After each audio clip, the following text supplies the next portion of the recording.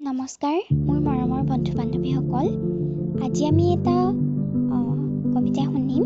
কবিতাটিৰ নাম হৈছে মোৰ সেই সপোনটো। ব'লা তেন্তে পলম নকৰি শুনো। মোৰ সেই সপোনটো। সেইদিনা এটা সপোন দেখিছিলোঁ। নাজানো সপোনবোৰ সঁচা হয় নে নহয়, কিন্তু সেইদিনাৰ নিচিনা সপোন মই কেতিয়াও দেখা নাছিলোঁ। ইমান ধুনীয়াকৈ আহিছিল সৰু ল'ৰাটো। এনে লাগিছিল যেন বহুত দিনৰ পৰাই মোৰ লগত খেলি আছিল, মোৰ লগত খেলিছিল, মোক আগৰ পৰাই চিনি পাইছিল। সেই মুহূৰ্তটো মোৰ বাবে পৃথিৱীৰ সকলো সুখতকৈ বেছি আছিল। ইমান মৰমেৰে মাতিছিল মোক বা বুলি। এনে লাগিছিল যেন মই তাৰ কাৰণে আৰু সি মোৰ কাৰণেই ৰৈ আছিল। তাক দেখিলেই মুখলৈ এটা হাঁহি বিৰিঙি উঠে। তাক কোলাত ল'ব মন যায়, তাৰ লগত খেলিব মন যায়। সি মোৰ ফিলিংছবোৰ বুজি নাপাব, কিন্তু তাৰ লগত মোৰ গোটেই দিন কথা পাতিব মন যায়। কিন্তু মইতো তাক ভাইটি বুলি মাতিবই নাপালোঁ, দৌৰিব নোৱাৰিলোঁ। ইমান সোনকালে মোক কোলাৰ পৰা আঁতৰি গ'ল। কিন্তু যোৱাৰ সময়ত মোক কৈ গৈছিল এষাৰ কথা, তোমাক বহুত মনত পৰিব বা বহুত মনত পৰিব। বহুত কান্দিছিলোঁ তেতিয়া। মনটোৱে বাৰে বাৰে কৈছিল যে যাব নিদিবা যাবলৈ, কোৱা না হয়তো থাকিবলৈ। কিন্তু ৰখাব নোৱাৰিলোঁ। সি তাৰ মাৰ লগত কলিকতালৈ গুচি গ'ল। বহুত দূৰলৈ গুচি গ'ল, বহুত দূৰলৈ। কিন্তু কোৱা যায় যে সপোনৰ সীমা নাই, সপোনৰ সীমা নাই। এই মানুহক যেতিয়া সপোন দেখাই থাকে, কিন্তু মই কৈছোঁ যে সপোনৰো সীমা আছে।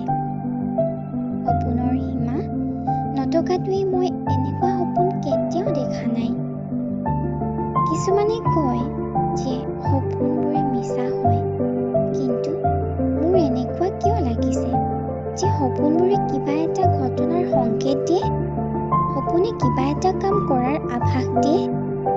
সপোনবোৰ দাপোনৰ দৰে হোৱা হ'লে প্ৰতিফলিত হ'লহেঁতেন সুখ দুখৰ প্ৰতিবিম্ব।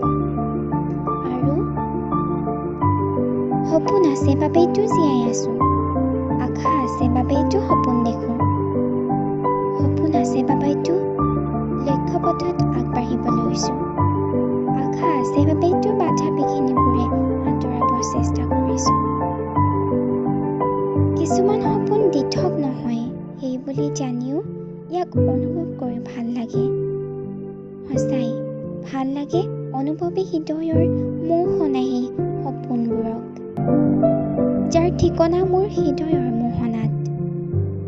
তথাপিও কল্পনাময়ী এই সপোনজাক উৰি ফুৰে মাথো দিঠকৰ সোণোৱালী সন্ধিয়াত। সপোন ভাগৰুৱা টোপনিত আমাৰ মন মগজুত প্ৰতিফলিত হোৱা কাল্পনিক দৃশ্য নে আনন্দৰ কাল্পনিক মুহূৰ্ত। সপোনটো সকলোৱে দেখোঁ, কিন্তু জীয়াই ৰাখিব জানো আমি পাৰোঁ? মই সপোনবোৰৰ লগতেই জীয়াই থাকোঁ।